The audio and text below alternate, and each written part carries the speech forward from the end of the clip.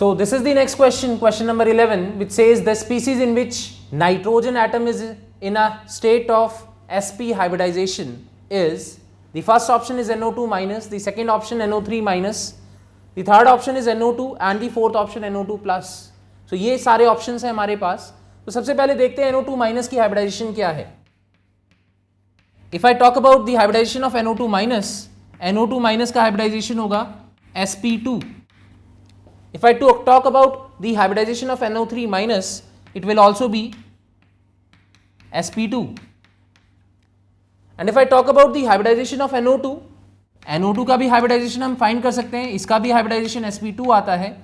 And in case of NO2 plus, the hybridization is sp क्योंकि इसका linear structure होगा, linear shape होगा. So the correct answer for this question is option number 4. Now let us move to the next question, which is question number 12, which says decomposition of H2O2 follows a first order reaction. In 50 minutes, the concentration of H2O2 decreases from 0.5 to 0.125 molar in one such decomposition.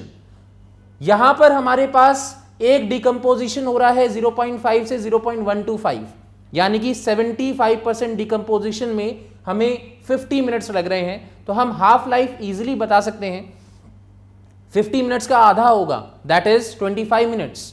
Now next line says when the concentration of H2O2 reaches 0.05 molar the rate of formation of O2 will be, the first option given is 6.93 into 10 to the power -4 mole per minute. Second option says 2.66 litre per minute at STP, condition दिया हुआ है STP पे. Third option says 1.34 into 10 to the power -2 mole per minute and the fourth option says 6.93 into 10 to the power -2 mole per minute. तो ये चार options है हमारे पास. Let us solve this. यहां पर सबसे पहले तो हमने आइडेंटिफाई कर लिया कि T half that is equals to T 75% by 2, तो that will be equal to 25 minutes. Half life जो आया इसका 25 मिनट्स आ गया. तो जैसे ही हाफ लाइफ 25 मिनट्स है, so I can calculate the rate constant K. This is equals to 0.693 upon T half which is 25 minute inverse. If I talk about the decomposition reaction of H2O2, this is the decomposition reaction of H2O2. Twice H2O2 gives us twice H2O plus O2. यहां से हमें पता लग रहा है कि rate of reaction is -1/2 dH2O2 by dt and this is plus dO2 by dt. तो dO2 by dt हमें आइडेंटिफाई करना है. So dO2 by dt rate of reaction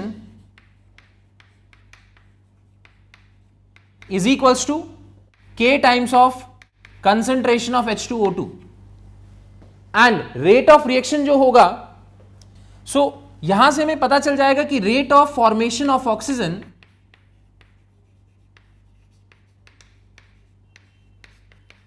that will be half of this. rate of reaction का क्या हो जाएगा, half हो जाएगा. so this will be equal to half of 0.693 upon 25 into the concentration. H2O2 का concentration कितना दिया हुआ है, 0. हमारे पास 0.5 वैल्यू गिवन है. so इसको हम सॉल्व कर सकते हैं and after solving the result will be 6.93 into 10 to the power -4 mole per minute. so इस क्वेश्चन का करेक्ट आंसर जो होगा, this will be the correct answer for this question, option number 1 which is 6.93 into 10 to the power -4 mole per minute. Now let us move to the next question.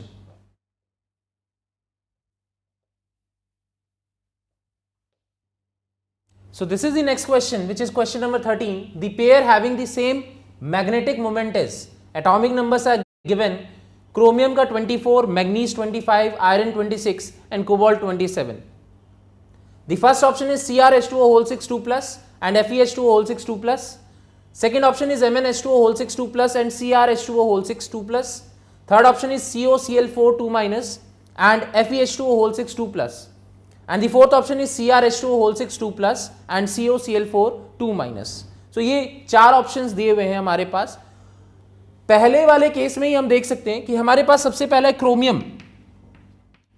Chromium का atomic number जो होता है that is 24, तो Cr2+ का configuration हम लिख सकते हैं 3d4 कॉन्फ़िगरेशन आएगा. If I talk about iron, the atomic number is 26, so iron का एटॉमिक नंबर है 26, सो Fe2+ विल बी 3d6. सो यहां पर क्या हुआ कि यहां इस केस में 4 अनपेयर्ड इलेक्ट्रॉन है एंड d6 कॉन्फ़िगरेशन में भी 4 अनपेयर्ड इलेक्ट्रॉन्स होते हैं. सो क्योंकि number of unpaired electron same है, therefore their spin only magnetic moment should be same. So the correct answer is option number 1. Now let us move to the next question, which is question number 14. The absolute configuration of the given compound. The first option is 2s3r, the second option is 2s3s, the third option is 2r3r and the fourth option 2r3s. तो ये 4 options हमारे पास दिए हुए हैं. Counting कहां से करेंगे? This is 1, this is 2, this is 3 and this is 4. इसका रीजन है हमारे पास COOH जो है that is the highest priority group. Now हमें इनको क्लासिफाई करना है. सबसे पहले this is the chiral carbon. इस कायरल कार्बन में OH अटैच है एक बॉन्ड से, एक बॉन्ड से COOH अटैच है, तीसरे बॉन्ड से हाइड्रोजन, चौथे बॉन्ड से carbon, chlorine, hydrogen and methyl group. तो सबसे ज्यादा प्रायोरिटी डेफिनेटली इसकी होगी. This is first priority and this is fourth priority. If I talk about this bond, इसमें कार्बन के साथ क्लोरीन अटैच है. ऑन द अदर हैंड इसमें कार्बन के साथ ऑक्सीजन अटैच है. सो क्लोरीन की प्रायोरिटी ज्यादा होगी. So this will be second priority and this is our third priority. So first से हम सेकेंड मूव कर रहे हैं एंड सेकेंड से थर्ड. सो ये मोशन जो है that is your clockwise motion. So clockwise motion की वजह से इसे आर होना चाहिए था, रेक्टस होना चाहिए था. But the problem is hydrogen is not present at vertical bond. तो इसीलिए जो भी कॉन्फ़िगरेशन आ रहा है उसका हम उल्टा कर देंगे. सो आर आना चाहिए था, इसका कॉन्फ़िगरेशन क्या आ जाएगा? S. So this is 2s. If I talk about this third carbon, first priority chlorine की होगी, सेकेंड प्रायोरिटी डेफिनेटली इस वाले कार्बन की होगी क्योंकि ऑक्सीजन अटैच है इससे, यहां पर कार्बन से हाइड्रोजन अटैच है. So this is second priority, this is third priority and this is your fourth priority. So first से हम सेकेंड मूव करते हैं, सेकेंड से third. This is anti clockwise direction. तो एंटी क्लॉकवाइज में हमारे पास क्या होना चाहिए था? S. But hydrogen is not present at vertical position.